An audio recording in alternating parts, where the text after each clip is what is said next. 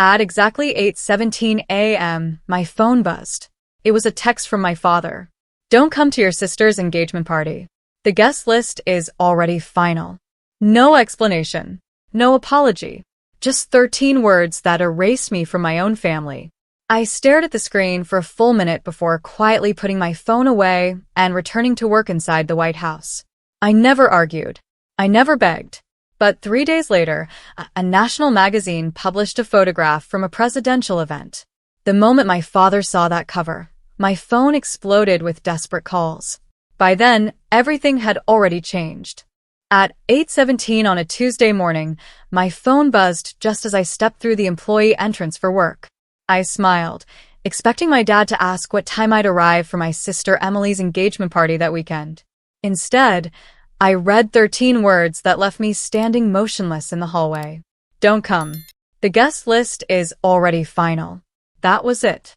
No explanation. No, sorry. No, we'll celebrate another time.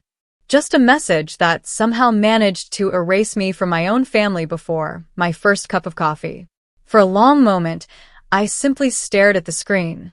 Then I locked my phone, slipped it into my pocket, straightened my ID badge, and walked inside as if nothing had happened. Some days, pretending everything is normal becomes second nature. I'd been doing it my whole life. Emily had always been the center of every family celebration. When she won a middle school spelling bee, Dad rented out a restaurant. When she graduated college, Mom filled the backyard with balloons, banners, and nearly 100 guests. When I earned my master's degree, Dad shook my hand, smiled politely, and asked if I'd remembered to mow Grandma's lawn before the weekend. That wasn't cruelty. At least, not the loud kind. It was quieter than that. More like being invisible in a room where everyone insisted they loved you. Growing up, I learned not to compete for attention. It was exhausting trying to prove your worth to people who had already decided where you belonged. So, I stopped trying. I built my own life instead. After graduate school, I accepted a position in government communications. The work demanded discretion. Most days I couldn't discuss where I was going, who I was meeting, or what projects filled my schedule. Friends assumed I worked a boring desk job. My parents assumed the same. They never asked questions anyway. Whenever Mom called, the conversation lasted exactly 5 minutes. Still working? Yep. Busy? Always. Well, Emily's doing wonderful. That was usually how the conversation ended. I didn't resent my sister. Emily wasn't the one sending those messages. She'd grown up in the same house I had, surrounded by the same expectations. Sometimes she tried to include me. Other times, it was simply easier for her to let our parents make the decisions. Like this one. I looked at Dad's text one last time before deleting it. Arguing wouldn't change anything. If someone has to beg for a seat at the family table, they've already been told exactly how much they're valued. That afternoon, my supervisor stopped by my office carrying a folder marked confidential. Schedule changed, she said. You're joining the communications team for Saturday's special event. Saturday. The same afternoon as Emily's engagement party. I almost laughed. Life had quietly solved a problem I didn't know how to answer. I'll be there, I replied. As I reviewed the briefing documents, security procedures, and arrival schedule, my mind drifted back to Dad's message. For the first time in years, something inside me felt strangely peaceful. Maybe rejection hurts less when you finally stop chasing acceptance. That evening, Mom never called. Emily never texted. No one asked if I'd changed my mind.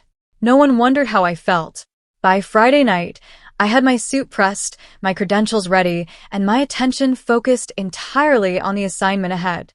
If my family had decided I didn't belong at their celebration, I wasn't going to spend another second trying to convince them otherwise. I had somewhere else I needed to be. Saturday began before sunrise.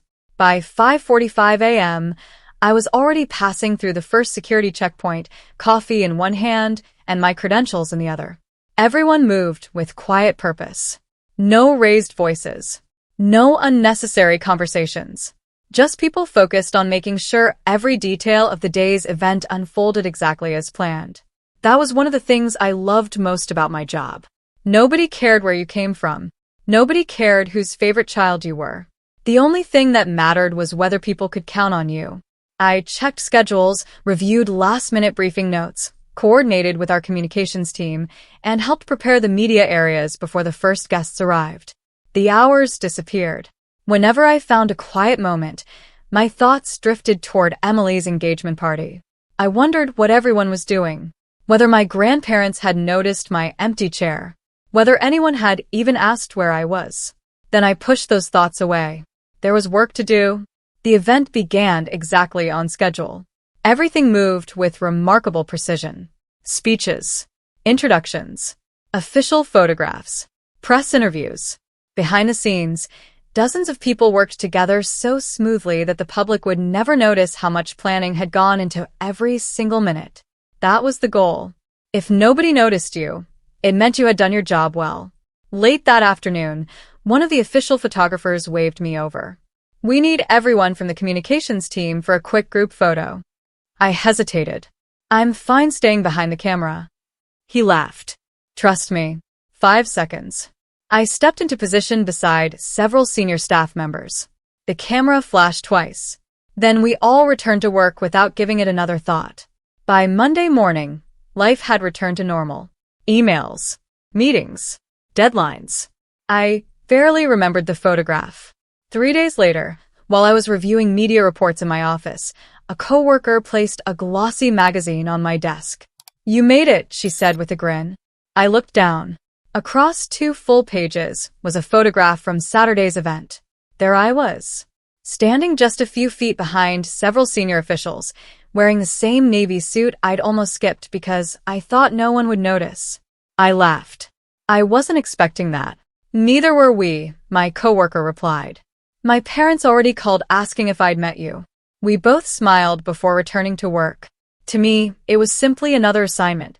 I never imagined that somewhere across town, the same magazine had just landed in the middle of my sister's new life.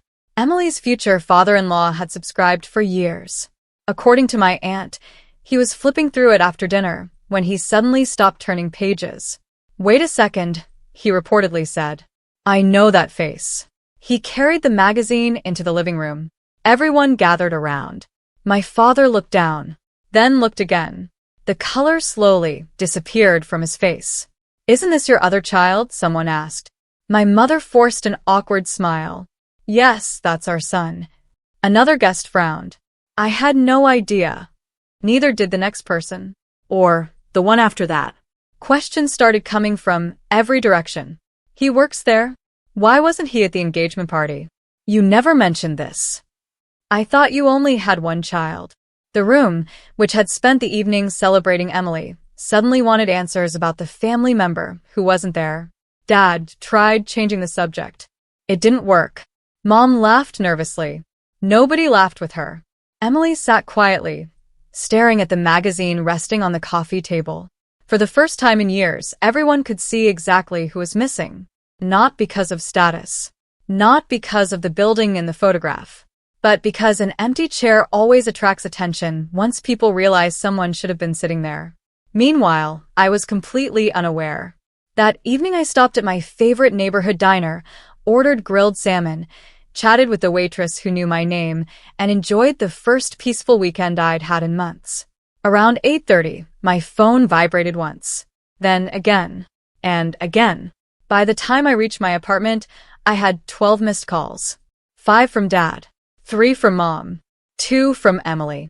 2 from relatives who almost never contacted me. I placed my keys on the kitchen counter and quietly stared at the glowing screen. Then another call came in. And another. By 10 o'clock that night, there were 23 missed calls. I still hadn't answered, because deep down, I already knew nothing good ever begins with 23 missed calls from people who suddenly remember your family. I didn't answer that night. Or the next morning. Not because I wanted revenge. Because for the first time in years, I realized I didn't owe immediate access to people who had made me feel like an afterthought. Late Sunday afternoon, my phone rang again. Dad. I stared at his name for several seconds before finally answering. His voice sounded completely different. Warm. Almost cheerful. "There you are," he said. "We've been trying to reach you." I noticed. Everyone saw the magazine. I stayed silent. You should have told us. I looked out my apartment window toward the city skyline. When exactly was I supposed to tell you? Another pause. Well, everyone at the engagement party kept asking about you. I'm sure they did. Dad cleared his throat. Listen, your mother and I were thinking maybe you could come over next weekend. We'd like to have a family dinner. Emily wants to see you too. Family dinner. It was amazing how quickly the guest list could change. I unlocked my phone, opened my deleted messages folder, and found the one text I had saved. Then I read it aloud. Don't come. The guest list is already final.